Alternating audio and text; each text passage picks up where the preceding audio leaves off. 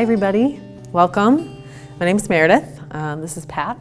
We work with Living Web Farms, which is an education and nonprofit research and education farm in Mills River near the airport. And if you haven't been to our classes before, you should definitely go to our website, check out the schedule for the year. We have all the classes for 2017 listed. In the fall of this year, we'll post the schedule for 2018.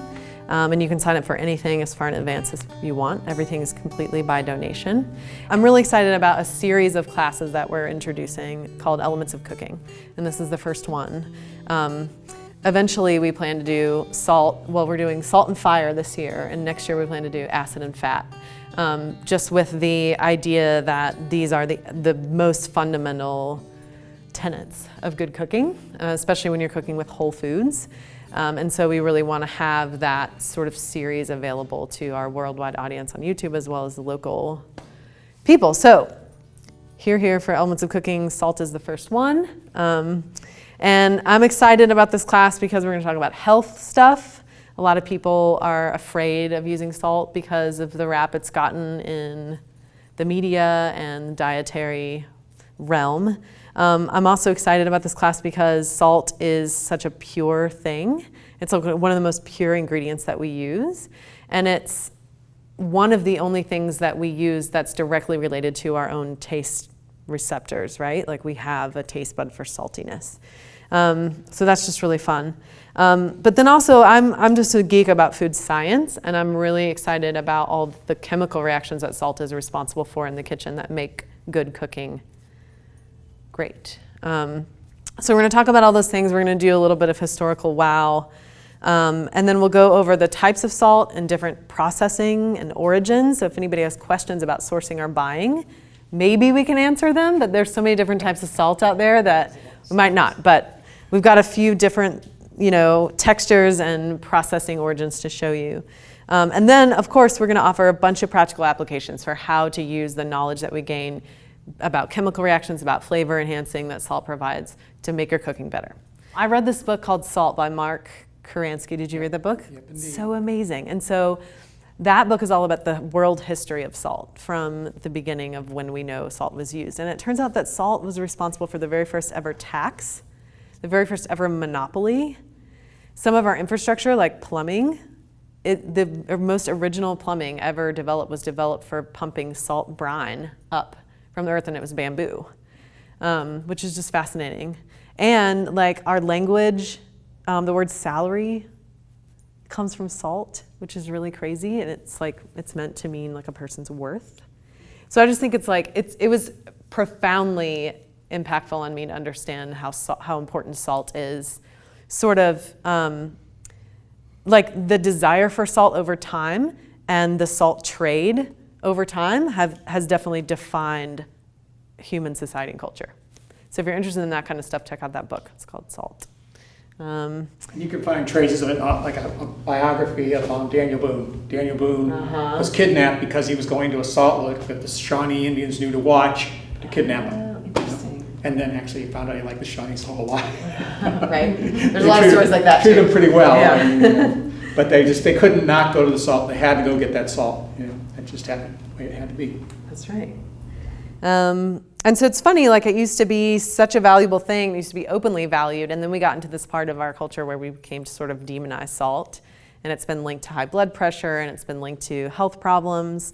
And in general, like I don't think anyone in this room needs to be told this, but for purposes of the broader audience we're addressing, like we're firm believers in the fact that the problem with salty foods is from processed foods.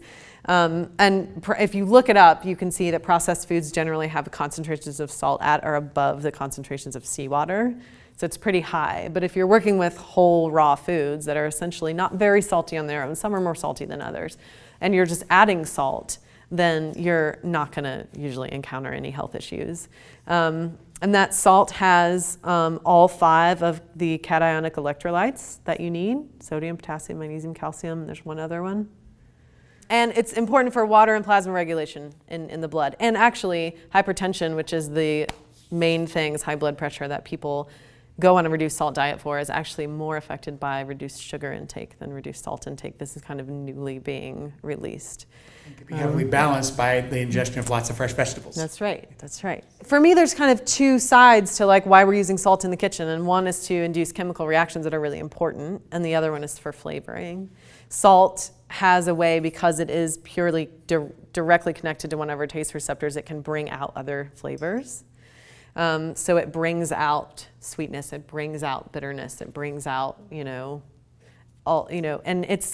there's graphs and stuff that I was looking at that are fascinating. It's like when levels of salt were increased in a dish, then other things also increased, like intensity of all flavors increased, but any chemical flavors decreased, or any metallic flavors decreased. And so, thickness is perceived to be more pronounced when a dish is salted, even if it's not necessarily different. Classic in soups. The soup will seem thin until you put salt in it. That's right. Besides flavorless, it'll also just seem thin. You put salt in it, and all of a sudden the body shows up. And there's reasons for that. They're chemical, right? And then the other thing is color. And I'm not sure all the different scientific reasons for salt as a color enhancer, but we know for sure that sauces can be muddy or unclear unless they're salted properly. Well, a critical one that ties into bread is oxidation. Oxidation can diminish colors, can diminish flavors, happens all the time. When you chop things up, exposed to oxygen oxidation. There you go. Salt reduces oxidation. There you go. So that can help with color. Yeah, totally. So maybe we should just move into that. We were going to talk about lots of different chemical impressions of salt on yeast fermentation, on gluten formation, gelatinization of proteins, texture, color, and preservation. But Pat wants to start with bread. Because then maybe we can get it to rise, and I get to use the oven down there, and we can see what bread is like with and without salt. And I've learned now, if I ever teach, I've taught week-long bread baking classes, and over the years, I have let students, because I'm into letting students find their own path once I give them the techniques, I've let several students make Tuscan bread. Tuscan bread happened because the Tuscans, much like Americans, didn't like paying taxes. And the tax was on salt. So the way around not paying the tax was to not put salt in your food. So they developed a bread that was without salt, which with all the other Roman foods, we're going to talk a little later about this fish sauce they made, which is amazing, they could get away with not having that salt in their bread because they used other things that brought the flavor on. Every student I've ever had that went ahead and made the Tuscan bread after I warned them they almost certainly wouldn't like it, look back at me like I betrayed them because I hadn't just stopped them. Because it is so flavorless to our palate. Yeah. But that's not the only thing. That would be reason enough to put salt in your bread. The other reason, two reasons, is that salt regulates the fermentation. It slows it down. And it can get really out of hand if you don't have the salt. And the final one is that salt strengthens the gluten. And you can see this right here. I gotta make sure I keep the one on the right hand now. I think I wrote on the thing that the one that has salt in it. Yeah, this is with salt. See how the one on the left is a little raised compared to the other one? That, even though it regulates this is recently made, the reason is that the gluten is stronger with the salt. It tightens the gluten. I've yet to find the science of how it tightens. I found out. You did? Okay, go ahead, say it. So it tightens and strengthens at the same time because as the salt, I guess, is dissolving, so sodium ions are positive and chloride ions are negative. And one of the two,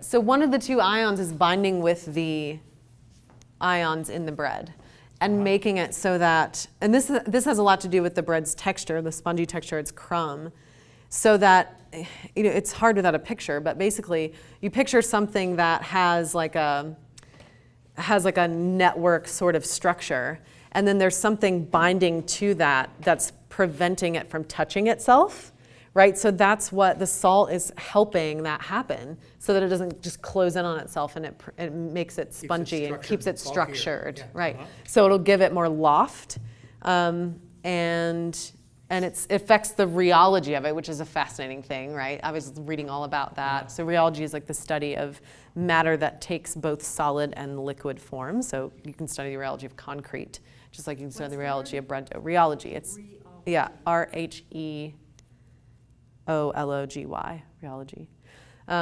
It's just interesting. No, it's fascinating. Super totally. fascinating. Yeah, I want the link, Yeah, totally. Because I keep finding strengthens the gluten, makes the dough stronger, and they don't, look for references. They didn't find it. So. Well, I think it's pretty complicated, but I've only gotten into the overview of it, and it has to do with the dissolution of the sodium ion and the chloride ion, and then the bonding of those to the proteins in the gluten.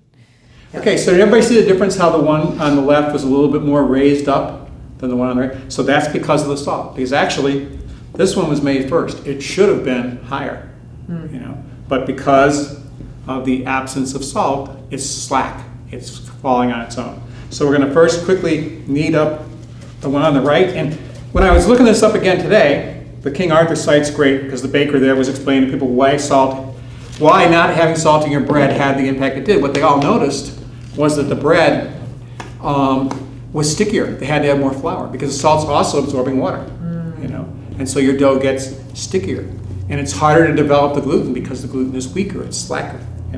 What I've noticed, and this gluten's just about developed. It's going to take virtually no kneading to get it developed. What I've noticed always with sourdough, and we'll see what happens tonight. If I forget the salt, I used to have a bakery. I could look in the oven as it's first starting to get that oven spring, and go, let the salt out. Because the gluten starts to tear. You get all these tears across the top of the bread as it expands because the gluten is too weak. Interesting. So. She has a question. Yeah. Do you think that if you're going to add salt to a soup and it's going to taste thicker, is that like an illusion, or is it also binding something? It's absolutely binding proteins. Okay.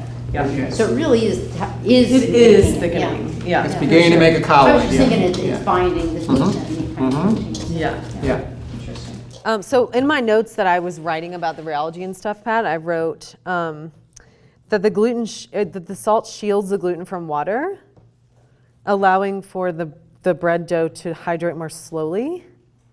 Or no, with the absence of salt slows hydration and causes you to have to mix the bread more too. Did you ever notice that, Pat? I'm sorry, say it again. Like if you leave the salt out, then the hydration happens more slowly, so you have to mix way too much. Yeah, you find you have to knead more completely. The bread won't come together. That's what all those people notice. So what I want you to feel here is how quickly I got this to have a really nice spring. Push the dough in. See how it comes right back? Just give it a little push. See how it comes right back? Well, you push a little hard, but see how it comes back that fast? That's because the gluten quickly developed. Now go ahead and talk more about what you're talking about and how quickly you need this. Well, I think the key thing for me is so we know that salt slows the activity of yeast, but we want the yeast to be activated at first. So what that tells me in terms of practical application is that you absolutely need salt in your bread, but you need to add it at a later stage in the formation of the bread. So allow the yeast some time to act. Very interesting. Right? No? Well, the problem is that if you add it later, you get more oxidation. All Okay. these But this is why people make a carotenoids. Sponge, right? Sponge. The sponge almost never has Right, okay, salt in it. Right, that's perfect because you're not stirring it all. You're not kneading. If you're kneading, You're you just have letting this it ton of salt in hang out, and you're the yeast introducing is- so much oxygen. Yeah, so a sponge Got it. is perfect. Yeah. Yeah, that's what I mean. Like having a minimal amount of flour with the water and the yeast, and you're letting it sit and ferment and letting the yeast do its work.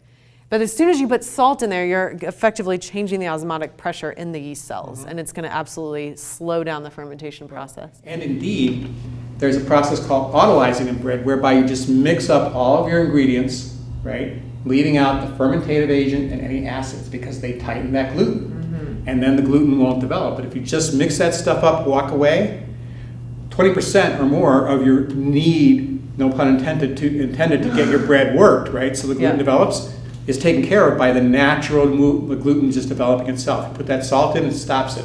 Perfect example of this. Are anybody familiar with the New York Times bread recipe? Pretty famous, easy, No, a lot of people no do need kind of recipe. That one has less salt. Because if it had more salt, it would take even longer to get that gluten to develop. Well, every serious baker that I know says 1.5 to 2% salt to the weight of flour is the ideal amount. Pretty much everybody agrees on that, yeah. Okay. If you reduce it, it's only because you're trying to avoid gluten, Okay, so I've kneaded this about the same. I'll take it around and you can give it a push, and you'll see that it just doesn't bounce back as fast. It's a lot slacker. Does it feel slacker to you? And I'd have to knead it longer in order to get the gluten to get as tight as it is in the other one. Feel the difference? It's stickier, and it just doesn't have the same bounce back, you know? I guess you're more experienced in the stickiness than anything else. My hand is oiled, so it's not sticking. But see how it stayed down? Whereas before, it'd come right back.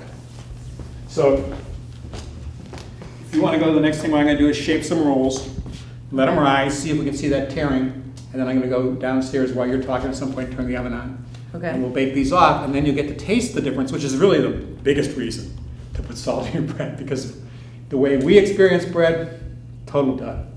You just, we don't like all that starchy flavor without the salt. Well, I guess it would be good, to just move on a little bit to the protein gelling activity that salt does. And that's really not all that different from what we were talking about with the gluten proteins. It's like as salt dissolves, it's binding, those ions are binding to the proteins, and they're pulling them, either together or holding them with water or whatever it is, whatever reaction they're having with whatever particular protein you're working with. And so this is true in cheeses. It's true with meats, it's true with breads, it's true with sauces. Anytime you're working with any kind of protein, salt will help it to gel if that's something that you want it to do. So that's the thickening piece. And I guess my big piece of this, the chemical part, was talking about salt as a preservative. So I can do that while you're doing your bread thing. And so that's probably the oldest use of salt outside of flavoring, is for preserving foods. Fish. Very, very old school preservation is burying fish or even vegetables in salt as a method of preserving them. And why that works is because via the process of osmosis, salt is lowering water activity in the food. And so water activity is a measure of the water available for biological processes, which is an interesting thing to wrap your head around. Like some people are like, oh, it's all the water in it, but it's not. So if I take something like an apple and I put it in the freezer, right? And all the water in it freezes and turns into ice crystal, it has no water activity. That doesn't mean there's no water in it. It just means that water's not available. So does that make sense? Then when I take it out, and which I would never do because it would be mush at that point, but take that thing out of the freezer, let all the ice crystals thaw, it again has a high water activity. And that means that bacteria can use the water in there to do whatever they're gonna do, make it rot or ferment it or whatever's happening. So what preserves food, any type of food, doesn't matter what kind of food preservation you're doing, is ultimately dehydration. It's taking the water activity in the cells of the food down to such a level that where it's shelf stable. There's not enough water available for biological reactions. And so that's a really interesting thing for me, because salt has the ability to both retain moisture in food. We've heard this so much, like salt roasting is a perfect example of that. People encrust fish and vegetables in salt and roast them, and it helps keep the moisture inside the food, but we know that salt also, via osmosis, sucks moisture out of food. And so my big question for the purpose of this class was like, okay, where's the line? Like, where are you using salt to retain moisture, and where are you using salt to dehydrate? And I found, I think mostly in all of my research, and I do a lot of research on this because I do a lot of curing of food, that around 2% is really the magic. It's like the magic number. 2% salt in pickle brines, 2% salt in tenderizing brines are going to be the moisture retaining, flavoring amounts of salt. And anything above that is going to be more of a curing, dehydrating level. And probably an amount that we are going to want to go easy on, taste-wise. It's not going to be as appealing to us. Yeah. Definitely. Yeah. So sorry. So it'd be like 2% of what? Like if I was going to roast potatoes or the weight of chicken, that, or if you, mostly this is like the weight of whatever it is that the food item. If you were going to salt roast it, I guess. If you're going to brine something, it would be 2% of the weight of water. Okay. You know what I mean? Right. So if you're making if you're brining a turkey, if you're making pickles, that type of stuff. I'm just adding salt to the outside along with maybe some other seasoning of some. That's interesting. I haven't weighed it, but because I usually just do a visual cue on that. You know what I mean? But that's what I do. I was just sort of curious about the 2% because I was thinking some things that I could. Well, investigate it. Because, and I will too, because it'd be interesting to see how it worked out in ratio form. For some heavier things, I'm thinking, boy, that'd be a lot of salt. Well, I think in general, if you're doing something like salt roasting, it is going to look like a lot of salt, But most of that salt's coming off after the fact, And in general, I think salting a little bit more than you're comfortable with is what turns out like just right, you know, because people are a little, you know, some people are more like I like salt. And I'm not afraid of it, you know, because I've cooked in commercial kitchens, and like when you learn to cook commercially, you're not afraid of salt and fat and acid and fire. And those are the things that, but if you're cooking and just at home, like you probably have been timid about those things. And so I generally tell people just use a little more salt than you think, you know, or salt incrementally, right? And always be tasting it. I had the experience of cooking, I won't say where because it was a painful experience, where there were students who cooked on the weekend. We were the pros, we cooked during the week, and then we went over their recipes with them, and we couldn't understand how they kept getting such horrible feedback. And I finally figured out that they had decided that salt wasn't good for you and they weren't putting salt in the soup. Yeah. I had that problem at my restaurant. And people were just like... Particularly with a kale salad. I was just like, finally I just had to put it on the wall in front of the prep station. Use this much salt in the kale salad or else, you know? And because it's like you just you don't get where you need to be with flavor. By the way, as far as percentages, when you say 2%, 1.5 to 2% salt in bread, that's 1.5 to 2% of the flour. Oh, the flour weight. If you were looking at the dough, it's much less because by the time you add the water and stuff, it's going to be much less. Sure. Yeah, and so I find that has held for me, like, does anybody do bran pickles, like Nuka pickles? So do you know what % salt to the weight of bran that you use for your crock? It's been so long since I've been doing it, I just put it in. You just put it in, okay. So that is like rice bran. It's a Japanese form of pickling, where you take rice bran and toast it, and then to the weight of rice bran, usually adding 5% or more. Some people use much more than 5% salt, and then a little water. And then you seed it with vegetables. And I really want to get a crock going at Living Web so that at workshops we can have, because the cool thing about Nuka pickles, eventually, so lactobacilli introduced into the bran mix, it starts to ferment, and if you bury vegetables in it, they too will become fermented. And the cool thing about Nuka pickles is that you can create pickles in very short periods of time. So that's why it's so popular in Japan, is they put vegetables in the morning and have pickles at dinner. And it's really beautiful. In Kyoto, there's a place called Pickle Road, which, I mean, I will go there someday. But it's, they have all kinds of pickles, and they have many, many brand pickles. And I mean, the Japanese are just amazing with this artistry, culinary artistry. And I've seen pictures of like these daikon radishes, big ones that they'll slice paper thin so that they're perfect white circles. And they'll put a square of like kombu seaweed in the corner, and then they'll Nuka pickle them and then brush all the bran off. And they're just like these perfect, I don't know, artistic pickles that are really beautiful. So yeah, I think that recipe is like 5%. So that would make sense. It's a curing amount, right? And if you think about recipes, like when we did the intro to fermentation workshop, I think that's a 4 or 5% salt content. Anyways, I just thought that was interesting. We found the fine line.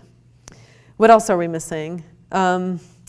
I guess using salt to draw the water out of vegetables.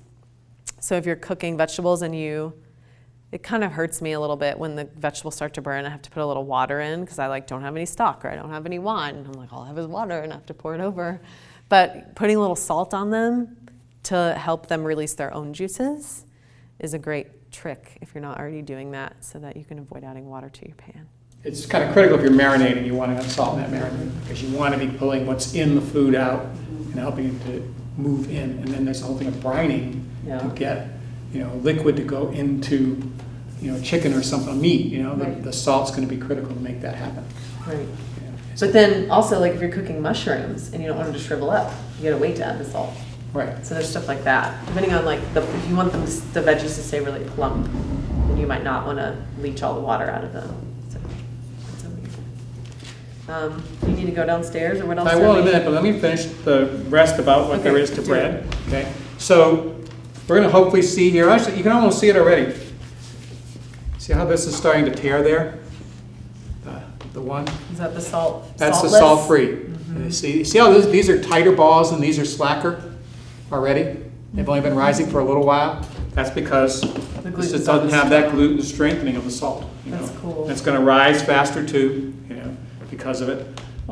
It's going to add to the flavor component. And the final one we touched on, but just to get it clear, if you're using good flour, and actually years ago I had a bakery and I couldn't afford to join the Bakeries Association that has this wonderful library with tons of information and all that. It was just too expensive, for me. It was aimed at people that, $500 a year was nothing. For me, that was huge, But I found out that the librarian was pretty bored and loved to talk, so I could call him up and pump him for all this information because he sat there reading baking books all day long. And so I talked about flour, and I talked about how great it was. I had Lindley Mills flour, and it was like I was using it within a week or two of being ground, how fresh it was. He said, you can't possibly bake with that. You have to let it sit until it oxidizes. Because if it oxidizes, then a lot of the variabilities are gone. Interesting. But for us, we want the nutrients of the whole grain bread, right? All the carotenoids and stuff, we don't want it to oxidize. So this doesn't even matter to people who are into bread that's pretty much dead and they replace the nutrition by adding vitamins. This matters if you want your vitamins to come from the food you eat rather than from a chemical factory. Sure. So to make that happen, the salt slows down the oxidation. So as you need, whatever you're doing that's making that gluten develop, you're exposing those basically carotenoids, right, which have all kinds of important vitamin factors for us, and flavor components and color components. You're exposing them to oxygen, and they're going to become bleached. They're going to be oxidized.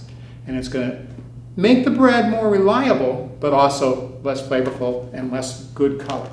So the salt slows that process down. By binding to the I'm assuming ions that it in it? slows it down by binding, Yeah. by chemically binding. Yeah. I'm assuming that that's because what oxidation is like the freeing of an ion, right? Right. That doesn't have a pair, it doesn't have a buddy. Right. Yeah, that makes What was sense. the percentage you said to use for salt to flour? Oh, salt flour is 1.5 to 2%. Okay, that's what I thought. If you're using sourdough, so are you sort of in your head thinking about how much flour went into your sourdough? That's all the flour in the recipe. Yeah, it's Okay. every bit. Yeah, So yeah. your sourdough, And the flour that went in there plus whatever. added flour. it's very interesting how our taste buds work too. My old employer at Highland Lake Inn, Tresca Lindsay, would complain if I didn't reduce the salt in the sourdough slightly because she tasted more salt when it's combined with the sour. Interesting. And yet I wouldn't want to reduce it too much because the sourdough gets out of control and it'll just eat your bread to death. So you need that salt in there to keep that balance sourdough it. in control. But there is, if you combine flavors, salt and sour can complement each other. There's a synergy. So I would back it off maybe 0.15 or something like But that. it could depend on how active your starter was. Yeah, right? well, yeah. Like that's a very variable thing. Yeah, if you bake long enough, you learn to get a rhythm and develop a starter that's pretty reliable. And that's the same too with just cooking with salt and other foods. Like if you're cooking with something that's extremely astringent, then you might need to alter the amount of salt or. And salt's critical in sweets. If you absolutely. don't have salt in it, you're not going to taste as much sweet. You're going to need more sweet That's in right. order to get it to work. You can use less sweet if you have the salt in there. Right. Okay, I'm going to go downstairs. Okay, and I'm going turn to talk that about thing on, types of put the salt, I on. guess, while you do that. Yeah, Is that I'll be okay back with in a you? minute. Yeah, that'll work. All right. So I brought some types of salt, just for everybody to look at, if you want to. What type of salt do y'all buy right now? Like, what are you using?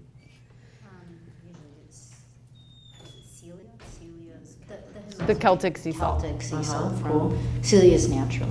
Right something on. like that. And where do you get it? I order it online unless Okay. I'm at Mother Earth Fair and I can buy it there. Right on. What about y'all? Same. Same? Cool. Grocery store kosher salt. Kosher salt. Nice. Yeah, just the regular Uh-huh.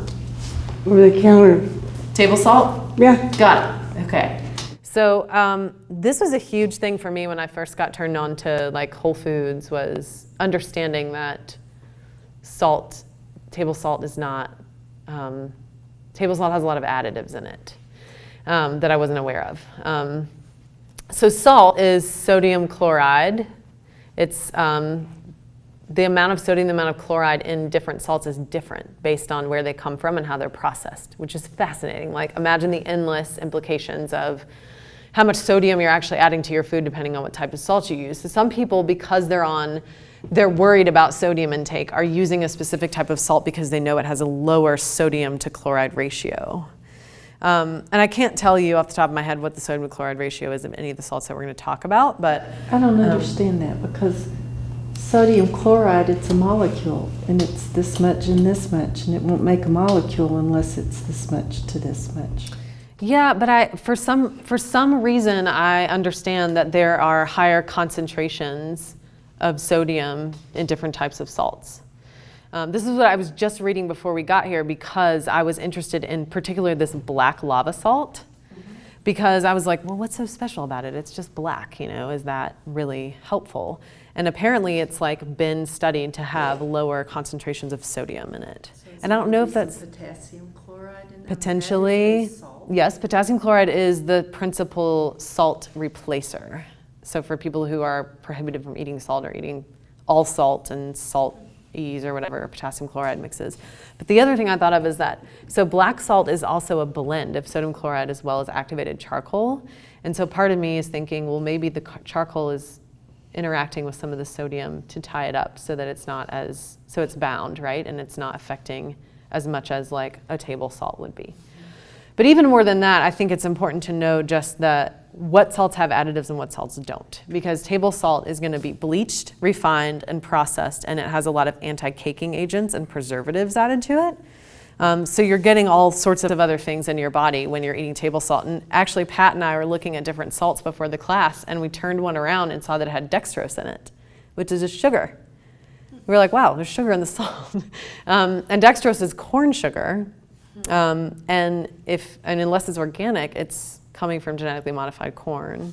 So if you have concerns about genetically modified foods in your diet, then you may be concerned about dextrose being in your salt.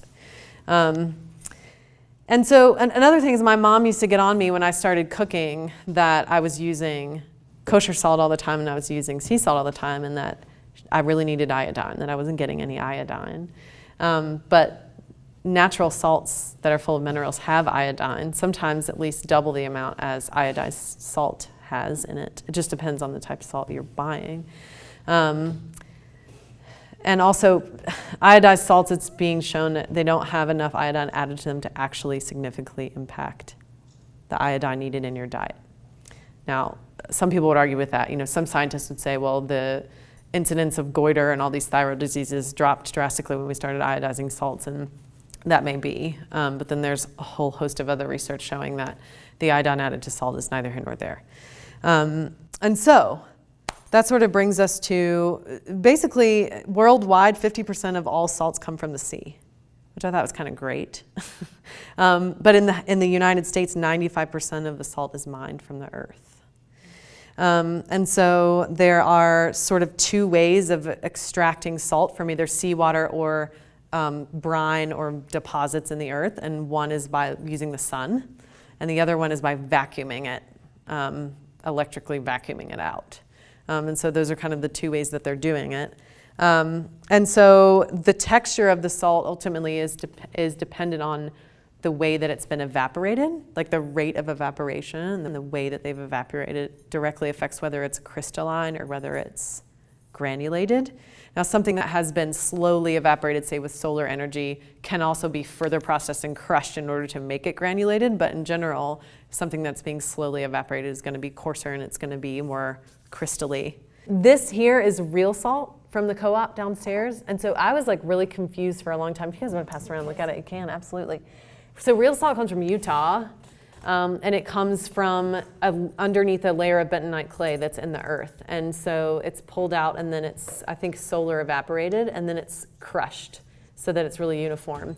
So a lot of people really love real salt because it has all the minerals of unrefined sea salt, but it has a very fine texture. So it's great for using in baking. And do you use real salt in your bread? I use real salt. Okay. As opposed to a more coarsely textured salt such as flake salt, which is this one. And so that's going to be a salt that is solar evaporated, completely unrefined. And a lot of times, so that's what happens with Celtic sea salt. And French gray salt, or sel gris, is going to be solar evaporated, and it sometimes even has rocks in it. It's very, very unrefined. It's full of minerals. Now, I've never seen it flaked like this before. Where did you get this one from? That is from the Salt and Tea Exchange. I just bought a few different salts to show you guys. And I believe that one is from France. And I just was reading on the King Arthur website that some bakers prefer that because its structure allows it to dissolve more easily. It does. Spread more easily. That's right. And so flake salts are like, I don't know, there's something about them because they are so fine and they dissolve so easily, but they're so incredibly unrefined, they give almost like a briny flavor to things that I really like. It doesn't have as much bite to it. Right. Sort of delicate. Yeah. They can be more expensive though, for sure. And so they're more used for finishing things rather than like using throughout the course of cooking like a real salt would be, or a even Celtic salt. Because even sometimes the Celtic salt, I find that it's too coarse and I've got to grind it up and further process it in the kitchen to use. Yeah. Well, and a key thing to know, for bread and for other things where the exact amount of salt is critical, if you do salt wrong, you'll have the gluten weak. You overdo it, the bread will actually not rise, right? So the amount is pretty critical. Basically, if you're using a coarser salt, you need to weigh it.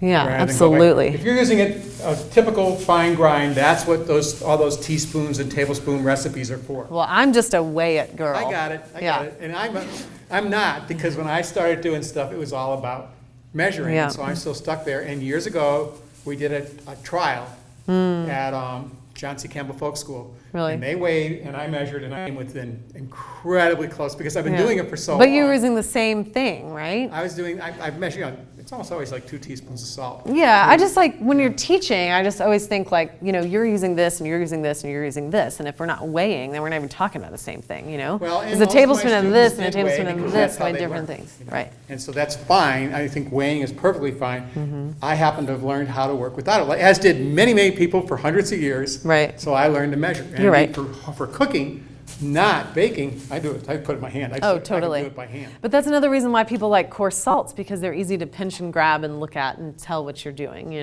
But if you're trying to correlate them and not weighing for bread, boy, you'll get in trouble. Yeah. The gluten will be weak and the flavor won't be there.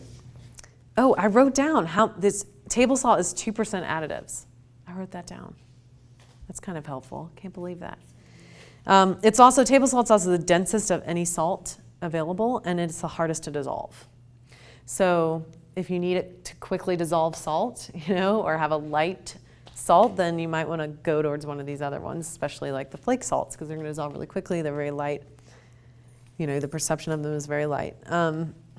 Let's see, iodized salt, it's pH sensitive, so the iodine can become volatile in cooking depending on what you're doing. And so a lot of people say that they can taste it. In an iodized salt, they taste a metallic or a chemical taste. That's really the only kind of extra thing to say about iodized salts, but it's only like 0.1% iodine, I think, that's added to iodized salts.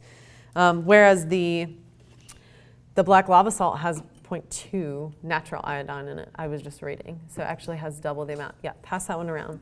So this is from Cyprus, and it is a solar evaporated sea salt that is blended with activated charcoal. And it supposedly, ties up some of the sodium, lowers the sodium concentration, and it has all these detoxifying effects that activated charcoal has, if you're familiar with activated charcoal and its benefits. It's also just pretty. I mean, it's a finishing salt by all means, Can you taste the difference? Oh, yeah. Between the other two? Well, it's much stronger, of course, than the flake. It's stronger than the flake salt. I can't find a word to describe the other difference. So that was just a fun thing that I picked up because, it's really pretty. Yeah. But there are people who say I only use black salt, and I'm kind of like, I don't know if that's necessary. I do a lot of cooking, and to put something like that's a high dollar item that's really visually appealing into everything just seems wasteful to me, I remember what it was. There was something I read way back when I first looked at everything, including salt, and there was something about why you shouldn't use it for everything, but I can't. Interesting. Well, unless the salt has totally been what's absorbed by the charcoal, you'll be sucking up other flavors and stuff. Oh, totally. Charcoal is going to stay active. And that's the thing about unrefined salts is that depending on where they're coming from, they're going to have myriad different flavors and they're going to have different mineral contents. And some people can find that off-putting, you know, depending on what you're using it for. So sometimes you do want a really pure salt, you know. Very much so. I also brought fleur de sel, which is flour of the salt. And that's basically, so it's skimmed off of the evaporation beds. So it's just the very finest, most delicate surface salts. So it has almost no mineral or other things affecting it because it's just a very fine, light. So that's absolutely finisher. It's like put it at the table, sprinkle it on really fresh food, but it's expensive, you know, so you wouldn't use it for everything. And then the other one I brought is kosher salt, which you can pass around. And I use kosher salt a lot because it's really consistent and it's really uniform. That is Morton brand. So Morton brand is a compressed flake, whereas the other popular kosher brand is Diamond Crystal, and that's a hollow crystal, so they're pretty different. If you prefer the lighter hollow crystal, probably get Diamond Crystal. If you want the uniformity of that flake, then Morton's is your pick. Dispersion too. It's probably Totally. Totally. So it's like really easy to dissolve. It's really easy to feel. It's easy to measure. It's easy to visualize. I really like it. The other thing about kosher salts is that they're always non-iodized, they're always pure, and they're very uniform. So they're. What's really the big difference besides potentially being iodized between kosher salt and, you know, regular table salt? Regular table salt is 2% additives. There are 0 additives in kosher salt. No additives, because that's not kosher, right? That's not like, I mean, it's not, the kosher point is so that it's blessed, right? And it's like pure in the Jewish tradition. You could be blessing additives, but I find that the people in kosher tradition don't. You know what I mean? They're into purity. Yeah. So kosher salt is very pure, additive free, and it's always going to be a bit coarser than table salt as well. It's about $1 per pound across the board. I find kosher salt, and I don't know what table salt goes because I don't buy it. It's called kosher salt is because it's used for koshering. It is for sure. For which, to pull the blood out of meat. You're right. And that's the same principle that we talked about earlier with osmotic exchange, you know, in cells. And I worked in a kosher slaughterhouse for a while. I'm vegetarian now. Any slaughterhouse would, not kosher in particular, any slaughterhouse. You know, they're getting better now, but they weren't too good back in the 70s when I worked in it. And the way they sterilized everything was with salt. Yeah. They used nothing else. The whole place was covered in salt. Well, that's a great point. I mean, salt has been used forever for cleaning. And it was allowed by, there was a federal inspector there. Salt was considered as good as bleach. Right. Way less toxic than bleach, that's for sure. It's definitely better than bleach. Way It less still is. Yeah, right. Um, And indeed, it can be reused. Absolutely. That's something that we were talking about recently is, you know, when people make prosciutto, they bury a ham in salt completely.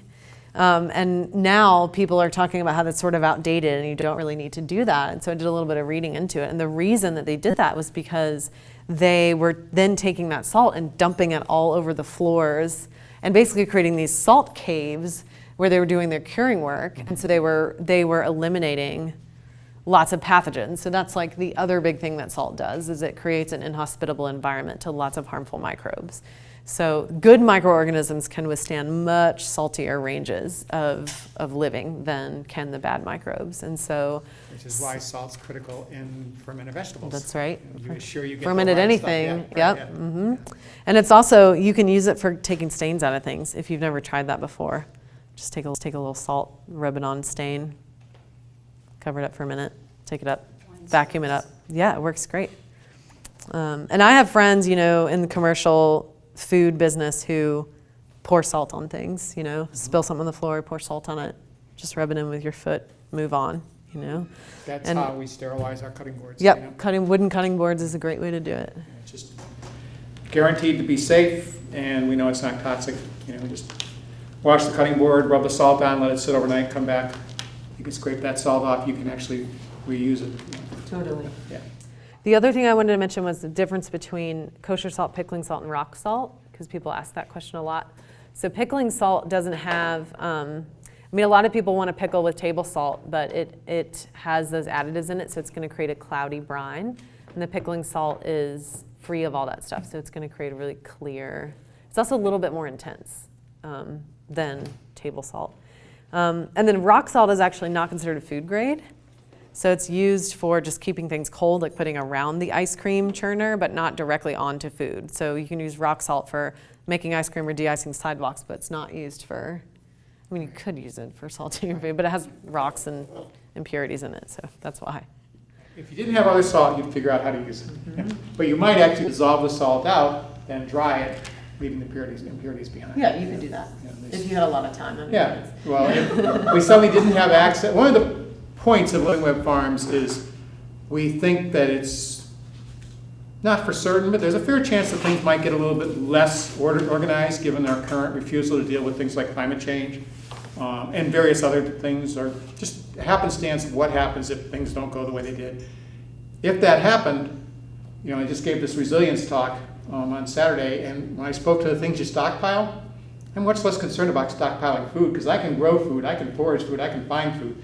I'm stockpiling salt. Yeah, you know, stuff like that. Because salt is going to be very hard to come by, and that's why it was a salary at one time. It was, you know, they could get their food, but they couldn't get their salt. You know, so being able to reuse it and stuff is critical, and that's when you'd have time, when you take the time to dissolve it out rock salt. You know, totally. Not now, but or reusing salts, right? Yeah, Like yeah. boiling them and dehydrating, Yeah. evaporating off the water.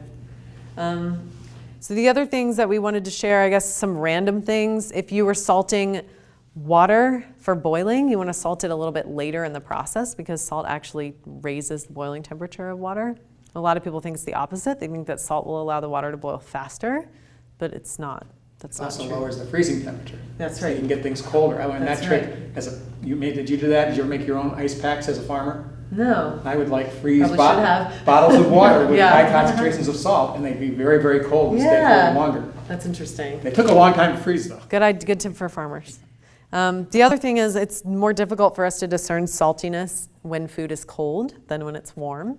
And this is something we talk about a lot in our classes. If you've watched cooking videos before, you've heard this ad nauseum. But if you make a pasta salad, if you're making any preparations that serve cold, you want to chill it first and then season it. Because if you season it when it's warm and then chill it, you won't be able to taste the seasoning. And my general thing is salting food at the beginning to induce chemical reactions, and then salting at the end for the flavor. I think that's just like a basic tip. And knowing about all these things like releasing water, or retaining water, or binding proteins, that gives you an idea of what I mean by inducing the chemical reaction towards the beginning of the process. And then we wanted to talk about what to do if you've oversalted things. So I know like adding a cut potato or cream, adding high starch items. A lot of people, if they've got a soup or a broth that they've oversalted, will take some cooked unsalted rice and puree it with a little bit of water and then add that in. My thing about all that is that you're ultimately changing the dish, you know, Totally. once you've But done if that. you've oversalted it and you got And company coming. it doesn't seem to work for extremely oversalted items anyway. This is not, you cannot Yeah. totally mess up on the salt and fix That's it right. with And I potato. think that's why salting incrementally is really, really important, you know, so you don't want to end up in love that salt. situation. I tend to undersalt when I cook. Yeah. And then we can always salt more at the That's table, right. you know. You can't take it away as easily as you can add it. But you can also add sugar or acid, or, you know, when I say sugar, I mean sweetener. So if you're a person who doesn't use sugar, you can add honey or anything else. And then vinegar, wine, citrus will pull away from that salty flavor, at least somewhat, without making your food overly starchy. And the other side of that factor is if you make starchy salads, you know, like potato salad, pasta salad, and you season them early in the process, and then you go to serve them without checking that seasoning, people aren't going to notice the flavor very You much. just said that. I think you were futzing with your food Okay. processor. Well, and so, but did you then talk about having like some of the salt seasoning mix set aside to No. put back on it? But that's a very good That's idea. that's the key piece. Is be ready for that. Expect it. Count on it. And right before you serve, retoss. You know, don't use all of your salt and all of your seasoning at first. Yeah. Put some in there because that deep flavor will eventually show up. But be ready to get it back on the surface so it doesn't get soaked up. And then you won't find people pouring salt on your stuff at the table. Right. Yeah. Also, salting like salad greens, just lightly, is always a good idea. Just really brings out the goodness. And What are you then- doing here? Well, before I do that, I want to Okay. talk about glutenates. Oh yeah, Glutamates. glutamates. That's like monosodium glutamate, we all know about that, Chinese food syndrome, all that. But that's only one of them. Glutamate is basically a protein. Glutamic acid, Glutamic acid, yeah. is the base of it, and it brings out the savory flavor. Do you know that? I don't know what's Umami. that? Umami. Yeah, I always get tied up in that when I get tongue that way. It's the sixth taste yeah. sense, right? Yes, and it's just a sense of savoriness. And that's why monosodium glutamate is so useful. But throughout history, there have been other ways of getting it. The most fascinating one to me is the Romans. The Romans made massive quantities of fish sauce. Warehouses and warehouses full of fish sauce. And different castes got to eat in different parts of the fish sauce. The poorest people got to eat the sludge. The richest people got the skimmings. But all of them were very high in glutamates. And so for the Romans who taxed salt, and for whom mining salt was a big deal, right? So it was very valuable. The fact that they could combine the salt with mostly a lot of fish intestines. They would have extra intestines because the intestines had digestive enzymes that broke down everything and brought out all of this glutamate. Fish is pretty high in glutamate. So by doing this fermentation, they got something very high in glutamates. And all of the fish sauces are high, like I think it's 900. Yeah, fish sauce is really high in glutamates. And soy sauce. soy sauce, miso, all of these, and some other things too, like tomatoes. But that's like way down there. Tomatoes is, if you want to have the glutamate impact of tomatoes, you dry tomatoes. So you're taking the water out and you're raising the concentration. But all of these things can reduce the need for salt. So if you had somebody who wanted the impact of salt flavor-wise but couldn't take in that much salt, then natural glutamates would be the way to go. I think another one is walnuts. Walnuts, Peas, cheeses, Roquefort broccoli. is way high. Yeah, There's blue just, cheese. I was utterly disappointed because I was sure that was why parsley is such a great flavor enhancer. It's It's not. It's not. It's got glutamine, but that's glutamine, I guess. But that's Different. totally different thing. It's got a similar sounding name. So I'm still on the path of why is parsley so good for increasing flavor. But glutamates are another tool, and the Romans purposely did it because they could stretch their salt. Of course, it had all kinds of other beneficial things, including using all kinds of stuff that would have been wasted. Literally, the bones of the fish would dissolve into this, so it was very nutritious. And I still don't know, did they learn it from the Orient? Or did the Orient learn? Because we think of those places as separate, but of course there was all kinds of trade and all kinds of exchange of information. Well, yeah, and I've been reading recently that the Egyptians were using a lot of they weren't making fish sauce, I don't think, but they were doing a lot of fermentation that has been attributed to later civilizations. I'm sure that as soon as people figured it out, it's like preserved food. Right. Stretched food, being able to use parts of fish you couldn't use otherwise and turn it into something that added great flavor and basically being healthier. They may not have known that it was better for them, but they were experiencing good health. So a critical piece.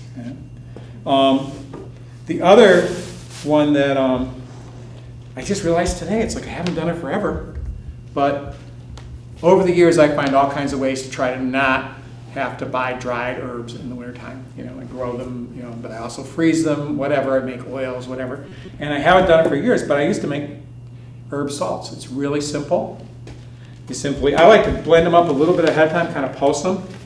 You have to be careful because if you do it too much, you can end up with something that's too juicy. You don't want to try and get all the liquid out. You want the salt to be, like kind of a, let's see if I still have a knack for it here.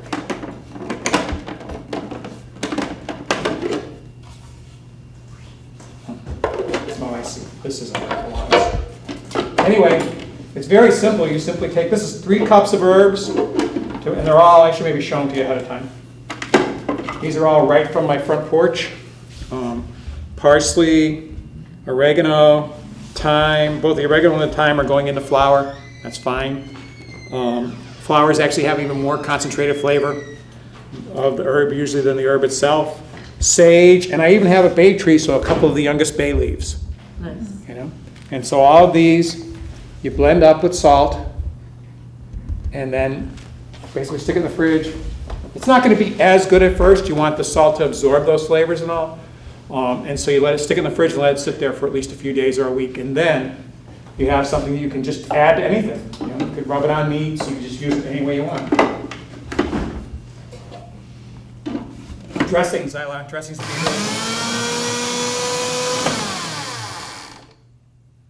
good. One more time and I'll throw salt. Salad dressings, I like to have a lot of herbs in them, and if you don't get them in early, the flavor of the dressing will take a while to develop. If you have it in the salt, you get that flavor instantly. So it's kind of like instant flavor.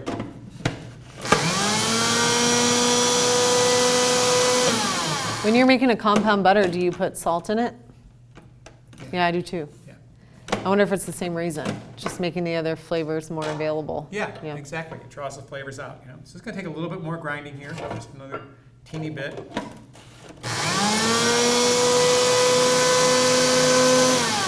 Seems like it's just sitting on the bottom. The salt is. More of it is, yeah. So it might be good to. So how would you store that? I like to put it in one of those nice glass jars with the gasket, the bale top kind of jars. And then I put it in the fridge, Okay. And yeah, so this actually, I don't even know if I need to grind it. We're just kind of mixing the salt in a little more, and that's about it. And smells good. And I'm not as finessed as the cookbooks say to do. I leave bigger stems on and I just pull them out later on. They said to take all the stems off. I'm in a hurry. I just figure I could spot them later on, and pull them out. So it speeds up my process. And yeah, already the aroma is quite intense, but it's just going to become more intense as it sits. So you find that when it's in the jar, that the herbs are deteriorating a little bit? Well, they're having the oils and stuff drawn into the salt, right. And so they're going to become more desiccated. They're basically salt curing herbs. Yeah, totally. That's awesome. Yeah. I'm super into salt curing everything. I should have brought my salt cured citrus and my salt cured yogurt. So I made yogurt cheese a while back, and then I thought, I wonder if I could make feta out of this. And so I got the yogurt cheese and I just got as much whey out of it as possible, and then I made it into little balls and I rolled the balls in salt, and then I let them further drain for 3 days, and then rinsed them, and then sort of put them in a brine and put them in the fridge. And it's crazy, they have just preserved indefinitely. And they're very salty, but just a tiny bit in a soup or on a salad or in a dressing is really wonderful. And then also, anything that, I salt cured some egg yolks earlier this year. I thought it was really interesting. And then for a long time I've been salt curing citrus, which was a really fun thing to do. Just taking a half lemon, a half orange, whatever, and burying it in salt in a weck jar or a Fido jar and just letting it sit. And then what you'll do is you'll scrape out all the actual fruit, but the peel itself you can slice, dice, or you might want to blanch it because it'll be really salty, but it's excellent mixed in with sauces. You did egg yolks? Yeah.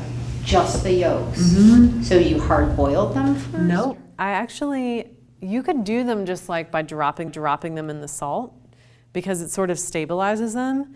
But what I did, I was interested in keeping them in shapes for a dinner that we were doing, so I actually mixed them with, if you've ever heard of people freezing eggs before, they'll mix it with a little simple syrup, they'll make a very low dilution simple syrup, and mix it with the eggs so that they will unfreeze better later. So I just did that, and I just mixed it with some simple syrup, put them in little silicone trays, and then froze them. And then I got my salt ready, and when they were frozen, I turned them out into the salt and buried them. And it was this grand experiment because I was I wonder if the salt will start curing them before they melt. And it did. So by the time that we were ready to pull them out of the salt, they were these perfect little shapes. Yeah, and then afterwards you can do whatever you want with them. You can blanch them, you can eat them raw, you can slice them, you can sear them. And we served them with a roselle. You know about roselle? A hibiscus flower. It's used in making red zinger tea. But we made a honey compote with the roselle and served it with the cured egg yolk and a little fermented chili sauce. It was delicious. And then you'd get that synergy of the sour and the salt. That's right, right, because roselle is very astringent and very tangy, What else? What else do we have? What you put to me, which I've yet to try, Uh-huh. but I talk about sometimes chopping things and having them fly off the cutting Oh, board. salt. I don't know why that works, but if you're ever chopping herbs and they're like falling all over the place or flying everywhere, you just sprinkle a little salt in with them as you're chopping and they'll stay in place. And I don't know why, but binding and weighting, I don't know. It might simply be also reducing the, changing the structure on the board, so you're not getting this like, you're reducing the deflecting power of the knife. Huh. You know? Because the herb is not on the board, it's actually set on the salt. Yeah, maybe you know? so. And so instead of having this kind of like, because what's happening when you do it is you're hitting it and you're causing it to be spun off. You know? But if when you hit it, there isn't as much force because it's not directly on the board, that could be why. Interesting. Yeah, who knows? Something I wanted to let people know, because for years I thought, salt rising bread, how are you using salt to make a leavening? And it's not at all about that. It's you're using a natural leavening for salt rising bread. The salt simply in that case is an insulator. What are you talking about? Salt Explain that a little salt more. rising bread. You know, I've never heard of salt rising. oh yeah, it's a mountain thing. Okay. Yeah, it's a mountain, and basically it's like a straw oven, in fact. You know, it's not really that you're using the salt as a leavening agent, which it wouldn't be. Right. Salt is not a leavening agent. Right. It's a controller of leavening, but it's just used because a lot of salt will hold a lot of heat. You know, so that's its purpose. Yeah, I saw recently somebody made like a dough out of charcoal and flour and salt, and then wrapped some meat in it and baked it. Yeah, That was that would work, fascinating. Yeah. Yeah, so salt has many functions besides, we're mostly here talking about the cooking functions. But throughout history, I think actually if you read our little promo for this, salt was used in many other ways. It was like, basically during the Civil War, they fought battles over particular places because they were sources of salt. Totally. And they needed it to preserve their food, but also to, it was what they had for wounds. It was a way to not have wounds become infected, was using salt. Salt had many other uses prior to modern science, which brought it back down to more just kitchen use. And even in the kitchen, there's ways that we haven't talked about that you can use it. People use it just to scrub with. It has all kinds of other functions that aren't for cooking. We're mostly talking about the cooking and the preserving. Something I wanted to mention too that I forgot to mention when I was talking about glutamates is that regular vegetables have glutamates. You add salt and ferment, through the roof. They go up. It goes through the roof. Huh. Yeah. You get way That more makes perfect sense. glutamates, and so lots of times, we'll make a dish, and it's one that lends itself to using fermented food, and I'll say, not that good. Look at the sauerkraut. Throw a tablespoon of sauerkraut in there, stir it around. It's like Or even just the brine. just the brine. Yeah. Yeah. Just pop. You got that flavor, and what you're doing is using a natural form of glutamate, not using monosodium glutamate, which is a little strong. That is actually the pure crystal form. Yeah, and it's also like the processing of it is really questionable, right? Yeah, well, and Lots of reasons not to eat it's very intense. It's going to have an intense effect, But if you're using these natural ones, it's not as intense, and yet you still get that flavor-enhancing impact. I mean, for me, a gravy, the last thing I do is a little bit of tamari. Oh, interesting. And it just like, it Yeah. deepens that brown color. That for one happens thing. in a lot of vegetarian cooking, I think. Yeah. Like a lot of tamari going in at the end. Yeah, just a little bit, and it's your flavor enhancer. It pulls it out, And it's going to be the same thing with miso, And then I've always used tamari because I grew up in the 70s when the macrobiotic influence was major, but it turns out that the Korean and the Chinese soy sauces are even higher in glutamates. Their methods of making them are even higher. So we have about 5 minutes till I go down and check for the bread. Okay. And we'll Maybe see have how- questions? The pink Himalayan salt, and you can get it at, Trader Joe's, as you got, where you grind it as you go. Here, this stuff comes from Utah, but it's also pink, yeah. Yeah, do you know, because it's hard to find information when it's got Trader Joe's label on it, or Trader Joe's sea salt. Would that maybe have added because I know they don't It doesn't have additives. Pink Himalayan salt is pretty pure. It's unrefined, pretty pure. And it is like the go-to. It's gotten like all the attention of I would say the most of all the unrefined salts. And I mean, it's good. It's fine. I find it's a little finer than real salt. Do you think it's a little bit finer? Yeah, it's a little fun. Though the original stuff that Hal brought in was actually coarser. I found myself having to run it through a food The mill. Himalayan? Yeah. Yeah, you're right. Yeah. Hal and Asha's Yeah. is quite coarse. Well, I think their latest version isn't, but the original was. You know? So it just depends totally on the grind of that. That stuff's being mined. It's not, not being evaporated. And from I mean, mine. it has different levels of, like all the unrefined salts are going to have different breakdowns of what minerals are in them. So if you're super interested in that stuff, like you might want to look it up because it'll go down probably 6 or 8 different minerals that are present in the salt and what their concentrations are. And I have no idea what that is off the top of my head. And you can talk to any number of scientists who'll just say, there's not a big enough difference for you to care. Salt is salt, And yet to me, as an organic grower, someone who's always looked at having to work with all the minute differences, thinking that everything counts down to the nth degree, I'm naturally going to go for thing that has the most diversity of salt, of minerals in it. That's going to matter the most to me. Interesting. And do I even think that I can track why? No. But do I have faith that having a greater diversity of minerals ultimately is better? Yes. And I'm totally doing it on faith. I don't claim science. Science goes so far. That's right. And it's very useful, but it's not the only way to look at the world. So I look for always the most diverse, and that doesn't mean I never use salt. Like when I'm doing my cutting board, it's sea salt. I don't want additives, but it's just sea salt. I'm not worried about the minerals on my cutting board. Yeah, totally. So, and indeed, pickling salt has the advantage of being very fine, and so it's actually easier Easy to dissolve. And and to make sure that you're getting the maximum, exposure of the cell walls of the vegetables to the salt, which is what you want to pull that water out and make it happen. And use a more coarse salt, it's going to be harder to make that happen. You have to do more processing of the vegetables, more bruising or cutting of the cells to get it there. I'd be interested to see like real salt compared to pink Himalayan salt, like how the these, difference is, yeah, that'd because be I haven't quite looked at that. I did compare that Selena's the light gray Uh-huh. to real salt, and there seemed to be a lot more minerals that were listed. In the with the Celtic? Yeah, but that company is so good. If you ask them information, if you're sort of anal like me and you want all the details, they give you like everything. They within 24 hours sent me an entire breakdown, and it's just dozens of minerals, super trace. I mean, super small, but still, I'm a little bit of a nerd, and I just thought it's sort of neat to know what was in there. And it could be all in my head, but I swear I taste Probably the not. difference because I put it on popcorn, so I really taste my salt.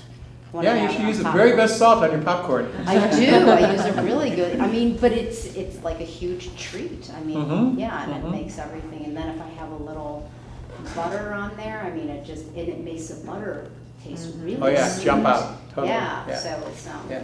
yeah. Yeah, yeah, Yay, salt. right, yeah. I mean, the whole thing about blood pressure, it just has to do with lots of things. Some is genetic. I eat huge amounts of salt. My blood pressure is, if anything, too low. Right. Mine's very low. Yeah. But I also eat huge amounts of vegetables, and Yeah. that's going to also be a factor in there.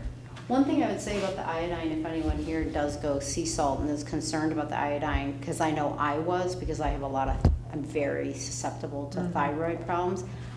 I have a shaker filled with kelp, and sometimes I mix it in with, but I mean, I use kelp straight, Well, probably a handful of times, whenever I feel like it, but, enough that, touch wood. That's a I good don't- point, yeah. grinding up kelp and putting it in salt too can Well, make yeah, it doesn't even Selena's less. salad blend like a salt? Yeah, but kelp it's blend? cheaper for me to just do it Yeah, myself.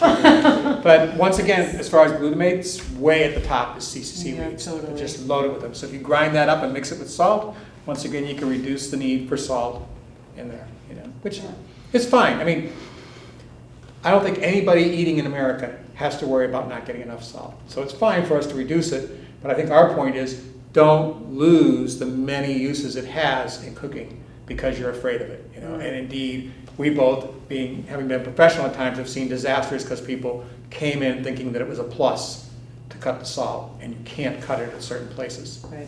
And why sometimes people feel like they can't cook is because they've been taught to be afraid of salt. And fat.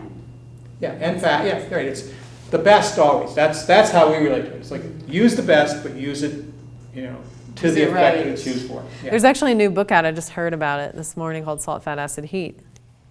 And Yeah. I was salt, fat, acid, heat. Okay, I should have the bread should be ready. I'll be back up. Salt, fat, acid, and heat.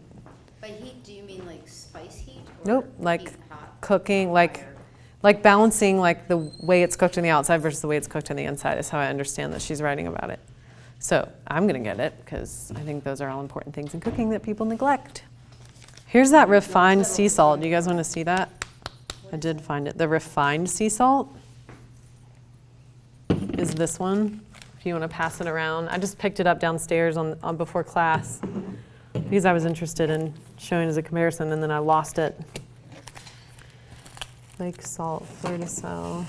Do you think there's an issue at all? I mean, I didn't find any issue, but I'm so particular about where I get my salt and all Yeah. kinds of things. With, you know, the seas, there's so much of the seas are being so polluted.